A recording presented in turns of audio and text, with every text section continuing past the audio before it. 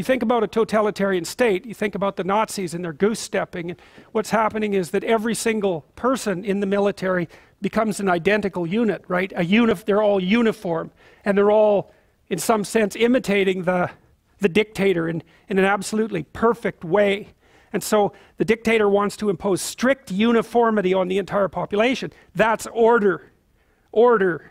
And one of the things we've discovered that's really interesting is that disgust sensitivity is associated with orderliness, and that's associated with conscientiousness. And one of the things about Hitler was that he was very disgust sensitive, and a lot of his hatred for non-Aryans. So imagine inside the Aryan box it was all uniform, outside it was all parasites and predators. And that was a manifestation of disgust, not of fear. It's a whole different thing. And if you read Hitler's Table Talk, which is a collection of his spontaneous dinner speeches from 1939 to 1942, it's a very interesting book. You see that his metaphor for the Aryan race was a body, a pure body, unassaulted by parasites or predators, and that he was trying to erect a border around it to keep all of that away. So it's an immunological disgust-like metaphor. And there's some recent work that was published in PLOS One about 3 years ago showing that, a brilliant study, should have got much more attention, showing that if you went around and sampled political attitudes in different countries, or even within the same country, what you found was that the higher the prevalence of infectious diseases, the higher the probability of totalitarian political attitudes at the local level. And you can imagine, well, what happens if there's infectious diseases is you want to put borders around everything. You don't want free movement between ideas or people, because that's partly how the disease spreads. You're going to have much more strict sexual rules, for example, because that's a great way for diseases to be transmitted. And before Hitler went on his rampage against the non-Aryans, he cleaned up all the factories.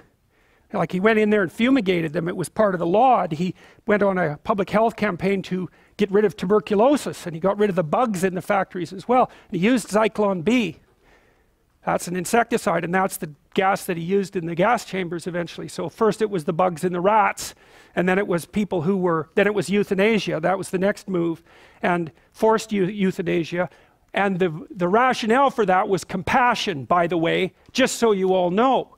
It's merciful to put these people who are burdensome to themselves and their families and the state, who are living second-rate lives. It's merciful to euthanize them. And that was a huge campaign in Germany. It was after that that the more racial purifications began. And so that's the disgust thing. That's unbelievably important. But, you know, people are often accused, if they're conservative, of being fearful, and that's why they, you know, suppress other people's viewpoints. But that doesn't look right. It's low openness and high orderliness, and that looks like it's associated with disgust, and that looks like it's associated with something called the extended immune system, which is the proclivity of people to keep themselves away from potential sources of contamination. It's really terrifying, because one of the things people often said about Germany was that, you know, it was a very civilized country, and yet it descended into barbarity. But conscientiousness is a very good predictor of long-term success. And so you could say, well, conscientious societies are more civilized, but they're also more orderly, and that makes them more disgust sensitive. And so what it might have easily been in Germany was that it was an excess of civilization rather than its lack that produced exactly these consequences. And that's a far more frightening proposition, and one that's, I believe, much more likely to be true. Hitler bathed 4 times a day. And he was also an admirer of willpower, so he could stand like this for 8 hours in the back of a car. And the thing about conscientious people is they're very willpower oriented.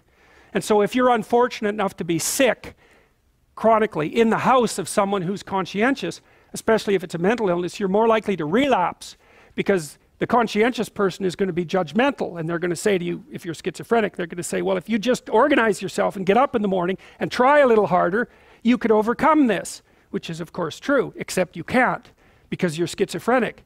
And so the pressure put on you by the anger and the contempt is going to increase the probability that you'll relapse.